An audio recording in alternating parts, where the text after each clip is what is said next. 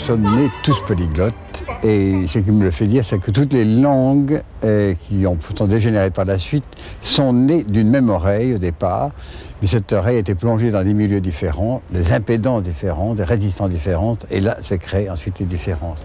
Mais une oreille est toujours adaptable pour retrouver ses potentialités.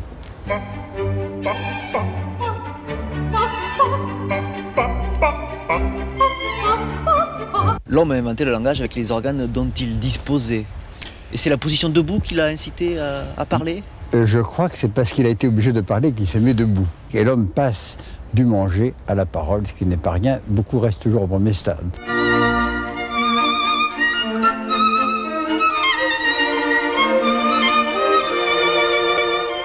On ne reproduit que les sons qu'on sait écouter. C'est donc la loi fondamentale. Des corollaires sont que si on modifie l'audition, on modifie la phonation. Et en établissant un deuxième corollaire, si la voix devient bonne, l'oreille se modifie.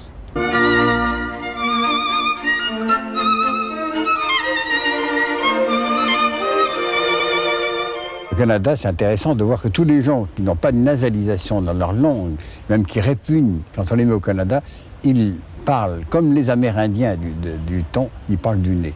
Parce que le Canada vibre à 1500 Hz avec une facilité déconcertante. Et en fait, passer du 1500 Hz n'importe où, vous l'entendez à 1 km.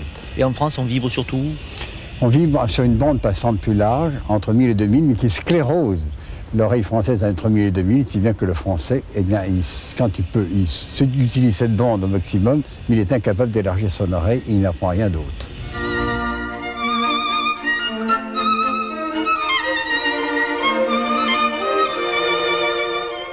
Both are already committed on contract to BP. C'est de la langue qui siffle, parce qu'elle s'ouvre à partir de 2000 Hz jusqu'à 15 000, et donc tout va être non seulement sifflé, mais diphtongué. C'est bien qu'un anglais va être toujours obligé de prendre énormément de mots ailleurs, qui va prononcer jusqu'à l'imprononçable, et qui s'éloigne de plus en plus de l'écriture. C'est pour ça qu'ils ont 360 000 mots dans leur langage.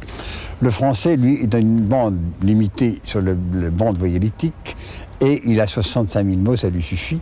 Mais si on prenait par exemple de l'espagnol qui est très proche de l'émission laryngée, il n'y a pas de distorsion, il n'y a pas de diphtongaison. Et l'espagnol de Cervantes peut se dire aujourd'hui, il n'y a que 45 000 mots. Une langue va se déformer d'autant plus qu'elle est tirée vers les aigus. Ein weiteres nicht wesentliches Problem ist, dass der Fertigungsablauf. L'allemand est une langue beaucoup plus étalée que la nôtre. D'où c'est une aptitude à apprendre pas mal les langues, notamment le français et l'anglais. L'allemand a plusieurs octaves. En plus, il a un temps de latence pour analyser les langues qui est beaucoup plus long. Et ça implique chez lui cette posture qu'on le connaît. Il est beaucoup plus en rectitude que nous le sommes. Et il est plus ouvert.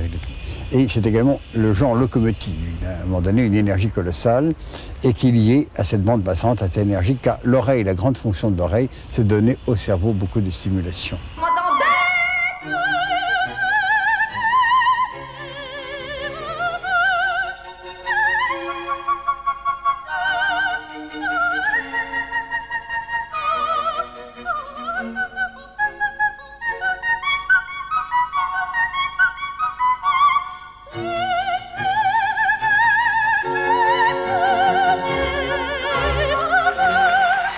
Mozart, qui est un peu extérieur, donc il est autrichien, lui va ne toucher qu'à un moment donné qu'aux rythmes internes du corps.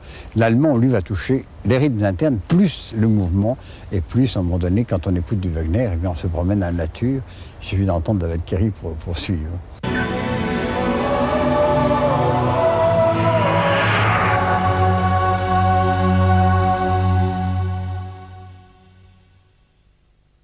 L'anglais est une zone intermédiaire.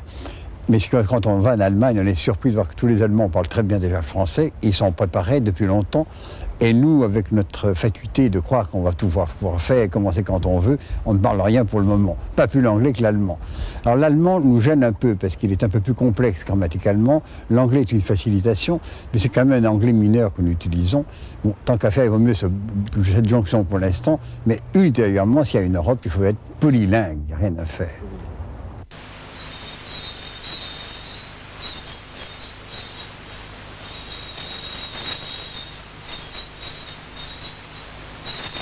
Nous nous sommes rendus compte que l'oreille, pour évoluer, est obligée de faire tout un cursus. Elle entend parfaitement dans l'utérus et l'idée m'est venue de voir si je ne pourrais pas faire bénéficier également de ce cursus utérin pour une langue. Et c'est intéressant quand on écume tout ce qui est langage, quand on fait passer un intra-utérin, il reste que la musique de la langue. Et là, on se rend compte combien la musique de cette langue est déjà neurologiquement la neurologie du système. Tout est impliqué. Il y a donc une intégration plus grande. Le sujet même, ne comprenant rien, a déjà le chant de la langue. Ah, petit prince, j'ai compris peu à peu ainsi ta petite vie mélancolique. Tu n'avais eu longtemps pour distraction que la douceur des couchers de soleil.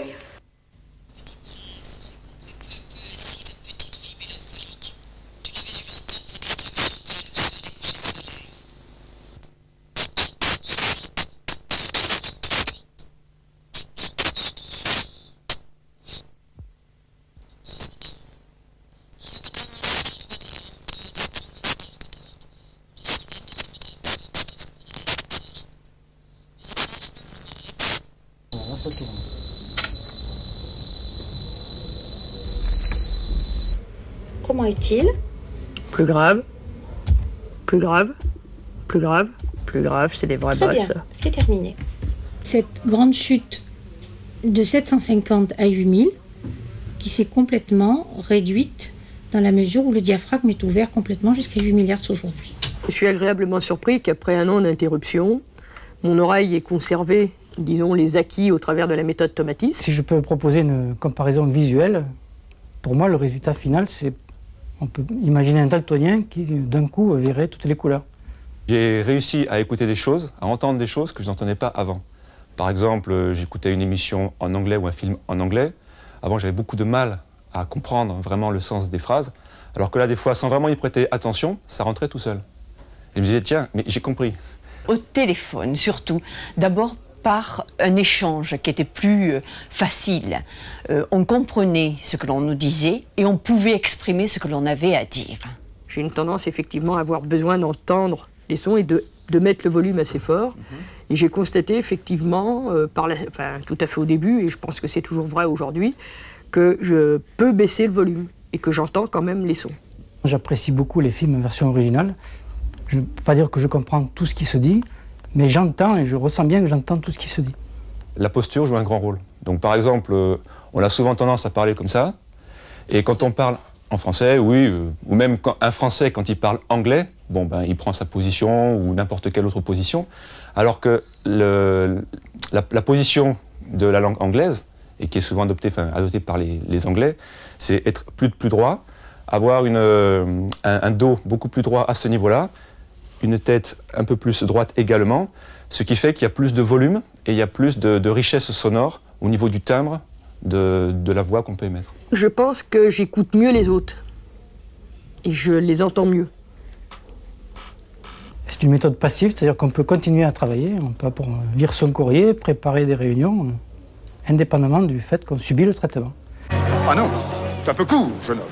On pouvait dire, oh Dieu, bien des choses en somme en variant le ton. Par exemple, tenez, agressif. Moi, monsieur, si j'avais attelé le nez, il faudrait sur le champ que je me l'amputasse. Amical. Mais il doit tremper dans votre tasse. Pour boire, faites-vous fabriquer un ANAP descriptif. C'est un roc. C'est un pic. C'est un cap. Que dis-je? C'est un cap.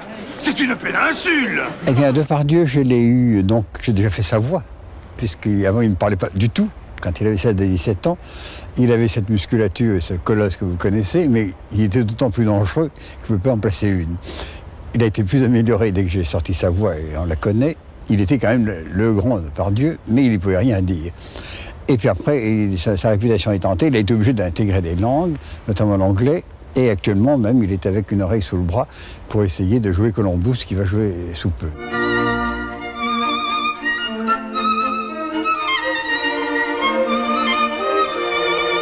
Nous sommes condamnés à parler plusieurs langues. C'est un bénéfice de parler plusieurs langues, car c'est plusieurs mentalités, c'est tout. Il faudrait parler comme Trubetskoy de 120 langues, là on serait tranquille.